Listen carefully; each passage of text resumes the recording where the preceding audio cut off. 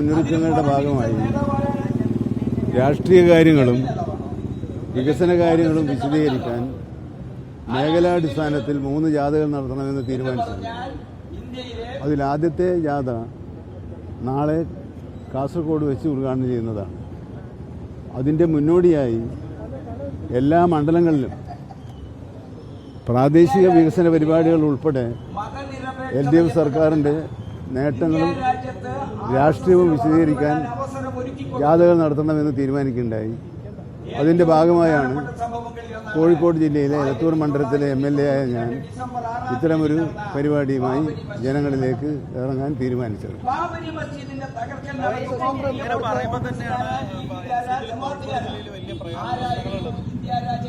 NCPയുടെ കോഴിക്കോട് ജില്ലയിലെ പ്രശ്നം പത്രങ്ങളിലുണ്ട്. ജില്ലാ പ്രസിഡന്റ് ഇവിടെയുണ്ട്, സംസ്ഥാന വർക്കിംഗ് പ്രസിഡന്റ് ഇപ്പോൾ ഇവിടെ എൻ്റെ കൂടെ വന്നിട്ടുണ്ട്, എല്ലാവരും ഇവിടെയുണ്ട്. ഒരഭിപ്രായ വ്യത്യാസവും ഇല്ല. കാരണം സ്ഥാനാർത്ഥിത്വ തീരുമാനവുമായിട്ട് ബന്ധപ്പെട്ട് ഞങ്ങളുടെ സംസ്ഥാന തെരഞ്ഞെടുപ്പ് കമ്മിറ്റിയും കേന്ദ്ര പാർലമെൻ്ററി ബോർഡും എടുക്കുന്ന തീരുമാനത്തോടൊപ്പം നിൽക്കുമെന്ന് എല്ലാവരും അസന്നിഗ്ധമായി പ്രഖ്യാപിച്ചിട്ടുണ്ട്. അതാണ് പാർട്ടിയുടെ അന്തിമ തീരുമാനം. എന്തായാലും അത് ഞങ്ങളെല്ലാ പ്രവർത്തകന്മാരും ഒരേ മനസ്സോടെ സ്വീകരിക്കുമെന്ന സന്ദേശം ഏത് വാർത്തകൾക്കിടയിലും വരികൾക്കുള്ളിൽ വായിച്ചാൽ നിങ്ങൾക്ക് മനസ്സിലാകും. അതുകൊണ്ട് LDF സ്ഥാനാർത്ഥിയായി നിൽക്കുന്ന NCPയുടെ സ്ഥാനാർത്ഥിയെ ഇരുകയും നീട്ടി സ്വീകരിക്കുന്ന പ്രവർത്തകന്മാരാണ് കോഴിക്കോട് ജില്ലയിലുള്ളത്. താങ്കൾ തന്നെയായിരിക്കും ഉണ്ടാവുക. 10 മണ്ഡലം കമ്മിറ്റി പാസ്സാക്കിയെന്നത് വാർത്തയാണ്. അതല്ലേ പറഞ്ഞു, അതൊരു വാർത്തയാണ്. ആ വാർത്ത ഞാനും കണ്ടിട്ടുണ്ട്. ഞാൻ പറഞ്ഞല്ലോ, പ്രവർത്തകന്മാർ തമ്മിൽ 2 ചേരിയായി തെരഞ്ഞെടുപ്പ് ഘട്ടത്തിൽ ഒറ്റ ചേരിയെ ഈ ജില്ലയിൽ ഉണ്ടാവുകയുള്ളൂ. ഒരേ മനസ്സും ഒരേ ശബ്ദവുമുണ്ട്. NCP പ്രവർത്തകന്മാർ ഈ 13 അസംബ്ലി മണ്ഡലത്തിലെയും തെരഞ്ഞെടുപ്പിൽ LDFനെ ജയിപ്പിക്കാൻ ആവശ്യമായ തീവ്രമായ പരിശ്രമത്തിൽ ഒരു വിട്ടുവീഴ്ചയും ഇല്ലാതെ ആത്മാർത്ഥമായി സഹകരിക്കും. അതിലൊരു അഭിപ്രായ വ്യത്യാസവും ഈ ജില്ലയിലോ ഈ സംസ്ഥാനത്തോ ഞങ്ങളുടെ പാർട്ടിയിലേക്ക്. എലത്തൂരിൽ താങ്കൾ തന്നെയായിരിക്കുമോ? അതൊക്കെ പരിഗണിക്കേണ്ടതേ. അതൊക്കെ പരിഗണിച്ചാലേ തീരുമാനിക്കുള്ളൂ. അത് പരിഗണിക്കേണ്ട കൂട്ടത്തിൽപ്പെട്ട ഒരാളായതുകൊണ്ടാണ് ഞാൻ കൂടുതൽ അഭിപ്രായം പറയാത്തത്. നമ്മുടെ മുമ്പിൽ വരുന്ന എല്ലാ നിർദ്ദേശങ്ങളും അഭിപ്രായങ്ങളും പരിശോധിച്ച് ഏറ്റവും വിജയസാധ്യതയുള്ള വ്യക്തിയെ സ്ഥാനാർത്ഥിയായി പ്രഖ്യാപിക്കുക എന്നതാണ് LDF സ്വീകരിച്ചുള്ള നിലപാട്. ആ നിലപാട് തന്നെയാണ് ഞങ്ങളും സ്വീകരിക്കുക.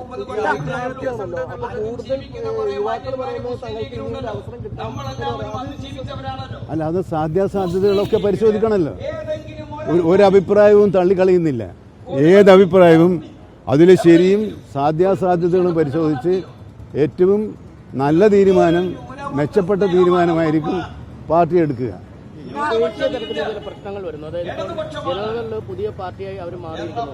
NCPയുടെ കാര്യം തന്നെ ഏത് നിമിഷവും ഒരു മുൻമാറ്റം നടക്കുമെന്നുള്ള അഭ്യൂഹങ്ങളൊക്കെ വരുന്നുണ്ട്. അതേത് നിമിഷത്തിൽ എന്ത് സംഭവിച്ചാലും കേരളത്തിലെ NCP പ്രവർത്തകന്മാർ ഇടതുപക്ഷ ജനാധിപത്യ മുന്നണിയോടൊപ്പം നിൽക്കുന്ന ഒരു സംവിധാനം ഉണ്ടാക്കി മുന്നോട്ട് പോകും. അത് ഇപ്പോഴത്തെ അവസ്ഥയിൽ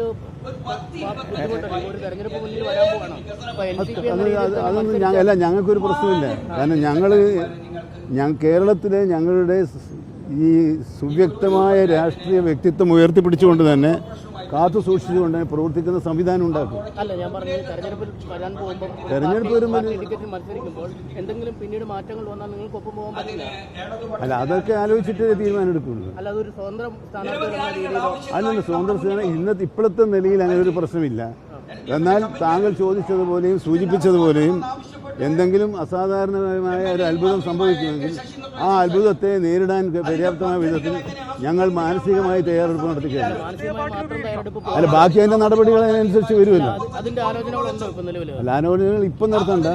അത് വന്നാൽ ഞങ്ങൾക്ക് ഒരു ദിവസം മതി ഇതൊക്കെ ആലോചിക്കാൻ. ഞങ്ങൾക്ക് വ്യത്യസ്ത അഭിപ്രായം ഇതിനകത്ത് ഇല്ലാത്തതുകൊണ്ട് ഞങ്ങൾ ഒരൊറ്റ ദിവസത്തെ നോട്ടീസിന് ഒരു യോഗം കൂടി തീരുമാനിച്ചാൽ ആ തീരുമാനം നടപ്പിലാക്കാവുന്ന പ്രശ്നമുള്ളൂ.